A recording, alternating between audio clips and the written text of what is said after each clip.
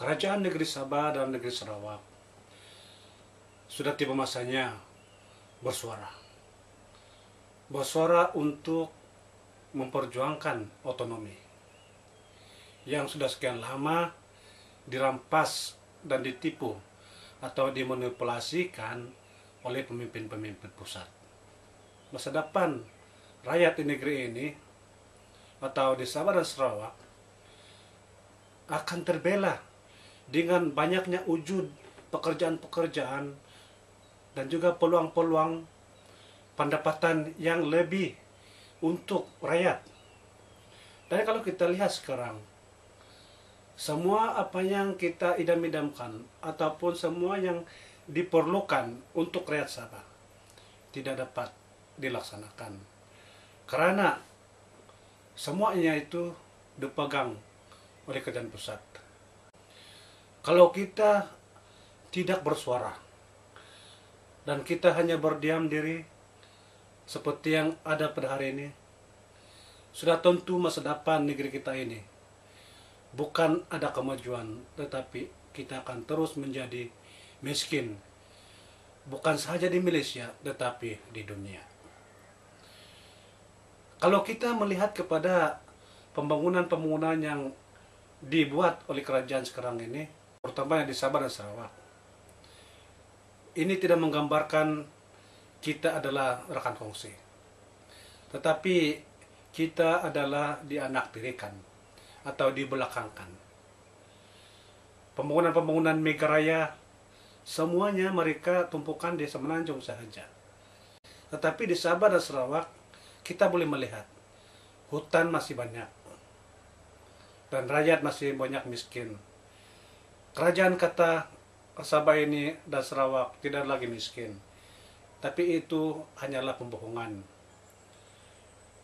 Dan rakyat di Sabah dan Sarawak jangan lagi tertipu dengan kata-kata mereka itu. Hari ini sudah cukup masa kita untuk memberi peluang kepada mereka. Selama 49 tahun kita sudah berada dalam gagasan Malaysia. Dan pembangunan yang kita rasakan ataupun yang kita nikmati sebenarnya belum tercapai di bawah pemerintahan kerajaan Malaysia. Kalau kita imbas semula penggabungan kita di dalam kerajaan Malaysia, sebenarnya kita tidak setuju. Menurut laporan PBB yang dibuat selepas perundingan pembentukan Malaysia, 2/3 daripada penduduk Sabah ini ataupun 6 pati-pati tempatan yang telah ditemu ramah tidak menyertai Malaysia. Apa yang menjadi penarik kepada pemimpin-pemimpin kita dahulu supaya menerima gagasan itu ialah dengan adanya 20 perkara dan juga perjanjian Malaysia.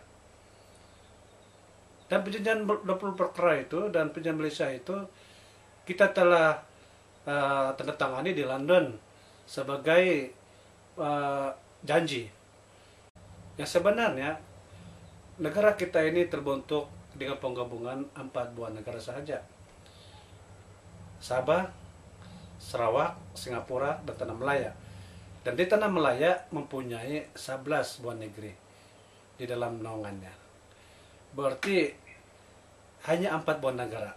Dan bukannya apa yang kita tahu sekarang, Sabah dan Sarawak termasuk 12 dan 13.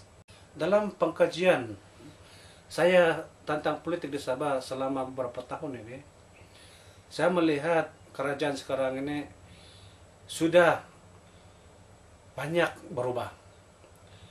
Perubahannya seperti rasuah. Dan juga pembangunan yang mereka laung-laungkan itu hanya wujud pada pilihan raya saja. Apabila pilihan raya datang, maka bermacam-macamlah banyak peruntukan ataupun proyek yang mereka keluarkan.